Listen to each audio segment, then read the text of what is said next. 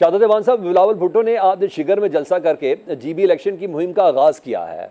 Peoples party के 23 उम्मीदवार मैदान में है। पीपल्स पार्टी गिलगित बल्तिस्तान के इंतखाबात से सबसे पहले ये बताइएगा क्या एक्सपेक्टेशन रखती है?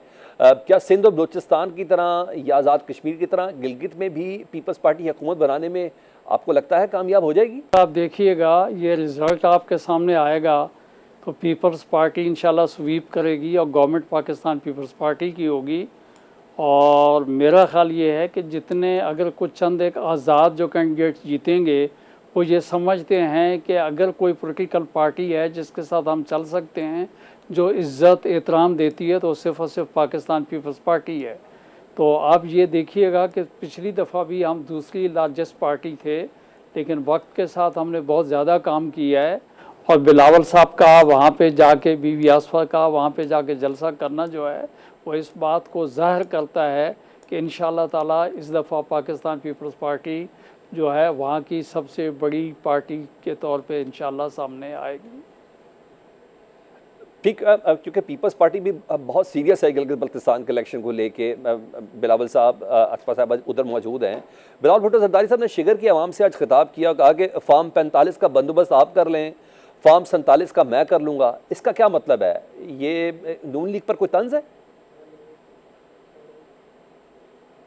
तंज नहीं है। डेफिनेटली आपको मालूम है कि फॉर्म 45, 47 कौन इशू करता है। अगर लीगली स्पीकिंग देखें तो हमारा कहना ये है कि कैंडिडेट्स के पास तो 47 ही होता है ना, इलेक्शन कमीशन के पास 45 होता है। आप वोट कास्ट करते हैं तो उसकी एंट्री 45 में होती है। जो कैंडिडेट्स को जो देते हैं कंसोलिडेशन के लिए वो 47 है। बिलावल साहब ने बड़े लाइटर मूड में वो बात की है। लेकिन मैं ये समझता हूँ इंशाअल्लाह ताला आप देखेंगे जब रिज़ल्ट जो है कंपाइल होगा तो पाकिस्तान पीपल्स पार्टी लीडिंग पार्टी होगी। अच्छा, यानी हम ज़्यादा रियलिस्टिक अप्रोच के साथ बात करें तो गुज़िश्ता 2 इलेक्शन में देखा कि पीपल्स पार्टी ने कई इंतखाबात के नतायज को, स्पेशली गिलगित बल्तिस्तान के, नहीं माना। सड़कें ब्लॉक हुई, एहतजाज हुआ इलेक्शन कमीशन के बाहर। अगर जस्ट सपोज, क्योंकि एक मिथ भी है ना कि जिसकी मरकज़ में हुकूमत होती है, गिलगित बल्तिस्तान वाले भी आमतौर पर उन्हें कुछ चुनते हैं। ये बताइएगा, अगर कोई भी जमात 2 तिहाई अक्सर हासिल नहीं कर पाती तो पीपल्स पार्टी का नेचुरल अलायंस नून लीग के साथ ही होगा या पीटीआई के बारे में भी सोचेंगे आप लोग? मैं ये समझता हूँ कि आने वाले इलेक्शन में किसी बड़ी पॉलिटिकल पार्टी को इतनी सीटें मुझे जो है जीतती हुई नज़र नहीं आती कि पाकिस्तान पीपल्स पार्टी को किसी बड़ी पार्टी के साथ कोई इल्हाक करना पड़ेगा। लेकिन बात यह है, इलेक्शन में अलायंसेस बनते रहते हैं, टूटते रहते हैं।